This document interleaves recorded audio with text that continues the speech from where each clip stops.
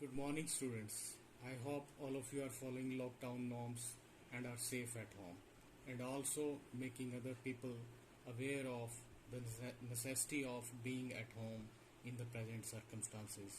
Stay home, stay safe.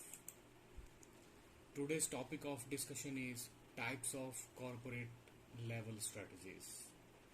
This topic is exclusively covered in BPSM. Corporate level strategies are basically about the choice of direction that the firm adopts in order to achieve its objectives. If the organization is very small, then the owner is responsible for the corporate level strategy. But if the organization is large, or might be it is multinational corporation, then the responsibilities of the corporate level strategies depend on the chief executive officer, chief finance officer, chief information officer, chief marketing officer, vice president, president, etc. The corporate level strategies are basically about decisions related to number one, allocating resources among the different businesses of a firm. Number two, transferring resources from one set of businesses to other. And number three, managing and nurturing a portfolio of businesses. There are four types of corporate level strategies. Number one is stability strategies. Number two, retrenchment strategies. Number three, expansion strategies. Number four, combination strategies. Let's learn one by one. The number one is the stability strategies.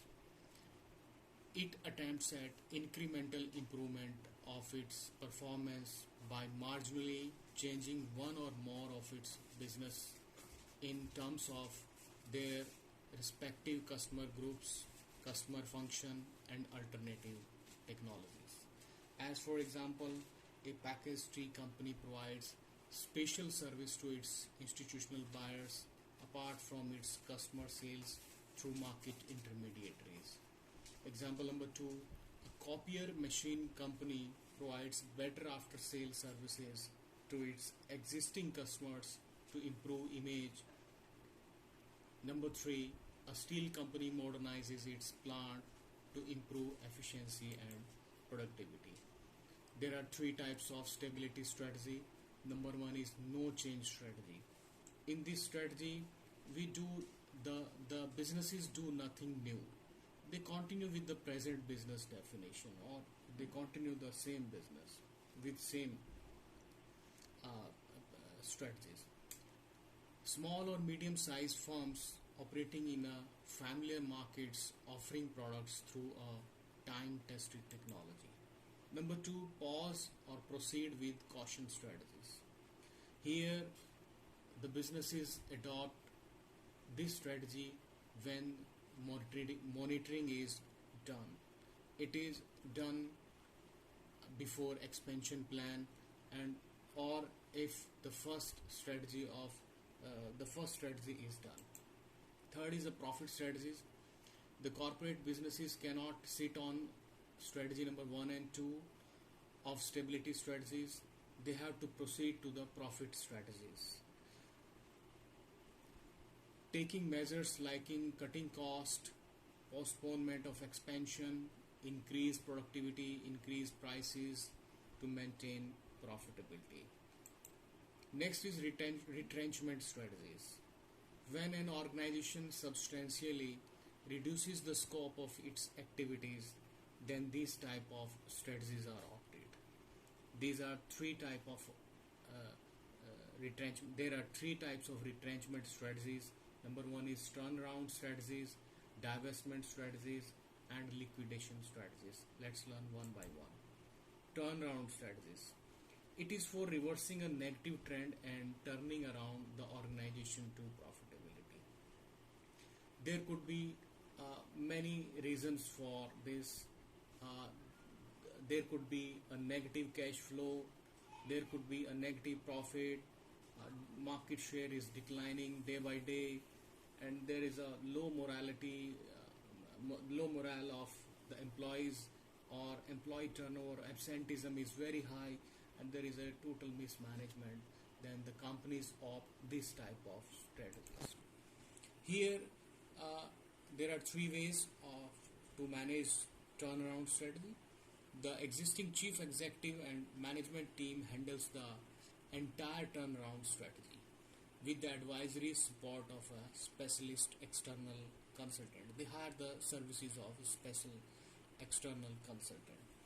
In second ways of managing turnaround, the existing team withdraws temporarily, and an executive consultant or turnaround specialist is employed to do the job. After the job is over, it reverts to the original position. Replacement of the existing team, chief executive officer, merging the sick organization with healthy one. This is the turnaround management strategy. There are two approaches. There are two approaches to turnaround strategy. Number one is surgical approach. Number two is non-surgical or human approach. In surgical approach, the CEO quickly issues some orders, centralizes functions, even he could fire some employees, or he could obsolete machinery, replaced financial functions are strengthened. These type of approach is opted by the CEO directly. In non-surgical or humane approach, the CEO try to find out what is the problem. They try to improve the work culture. They try to improve the morale of the employees. They try to change the behavior of the employees, or especially the managers, because managers are the change agents, and they try to negotiate it. They go for negotiated settlement, etc. Divestment strategies.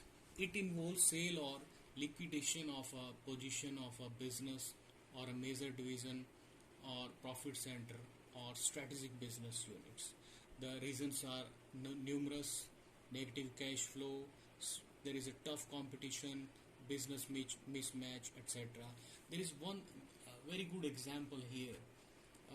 Hindustan Unilever Limited divested its marine business to Mumbai-based Temptation Foods. Reason behind, they find that the marine business is not having a match, or it is a completely business mismatch, and that's why they divested the marine food business. Tata Pharma divested to Wockhardt. Next is the liquidation strategies.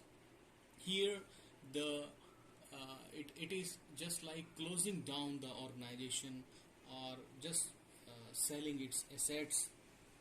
This is done according to the rules and regulations of the Companies Act 1956.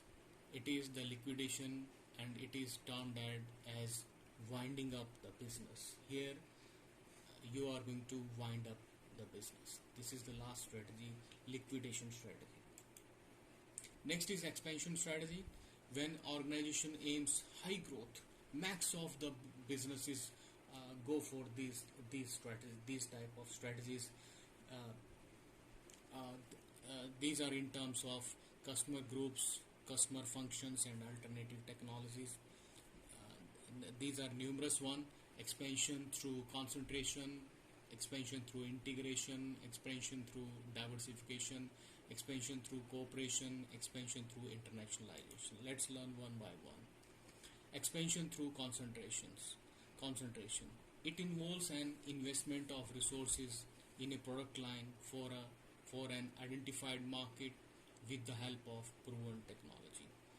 Basically here they are going to attract new customers for existing products, or they are going to introduce new products in the existing markets. There are many advantages and many disadvantages. The major one is it is going to minimal organizational changes, managers face fewer problems, etc. This matrix was given by NSOF. This is called NSOF's product market matrix. Here we have market penetration, where the product is present and market is present, means the geography already you are serving, in the same market you are serving the same product. So how this strategy works? Here you are going to make some marketing efforts because your product is present, your geography is same, or geography is present. So you are making some extra marketing of efforts. In market development, your geography is new, your product is the same, the present, but your geography is new. So it is called market development strategy. In product development, your product is new, and you are serving new product in the same geography. And diversification, you have new products and new geographical area or new market. Market penetration strategy, these are some guidelines given here why we should go for that. Because current markets are not saturated with particular products and services, and the usage rate of present customers could be increased significantly, etc., etc. And there could be a high correlation between sales and marketing expenditure. Then you go for market penetration strategy. You go for market development strategy when new channel of distribution are available that are reliable, inexpensive, and of good quality. When an organization is very successful at what it does, etc., etc. In product penetration strategy, you basically, when an organization has a successful product that are at maturity stage of product life cycle, the idea here is to attract satisfied customers to try new products. Because in product penetration strategy, your market is present one, and you are improving or modifying present products and services. Your markets are present one, but you are improving your products. Expansion through integration. Here comes the concept of value chain. A value chain is a set of interlinked activities performed by an organization, right from procurement of basic raw material down to the marketing of finished products to the ultimate consumers. In this strategy, the business, the organization is basically combining activities related to present activity of a firm. It could be horizontal whenever you are going to acquire the business of a competitor. It is horizontal strategy whenever you are going to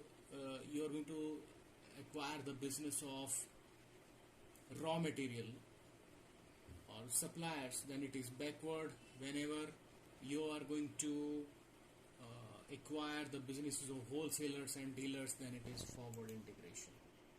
I have covered this one. Why when luggage company is taking over its rival luggage company, then it is horizontal. What it means, a competitor is acquiring, you are acquiring the business of a competitor, right? So benefits, your economies of scale increase, your cost per product, your cost come down, your market share increases, etc. In vertical, backward, you are acquiring the businesses of suppliers. In forward integration, you are acquiring the businesses of wholesalers and dealers. Diversification means when a new products are made for new markets, then diversification takes place. It is of two types: related, unrelated. When a book publishing company go into publishing magazine, it is called related. When a book publishing company goes into carpet manufacturing, it is unrelated diversification. Let us discuss. This is a very important strategy now in these days. Let us discuss related diversification, why the companies go for related diversification, or why the companies go for unrelated diversification.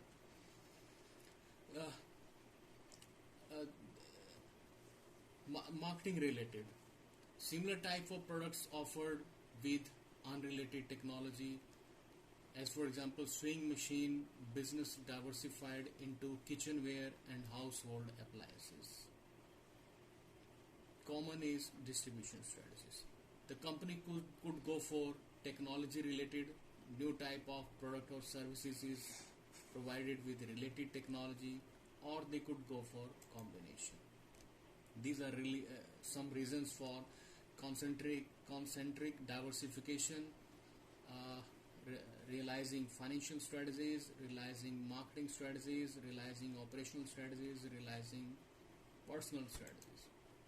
Conglomerate or unrelated diversification, as for example ITC, initially it was in cigarette business but later diversified into agri businesses, FMCG, hotels, and like this one.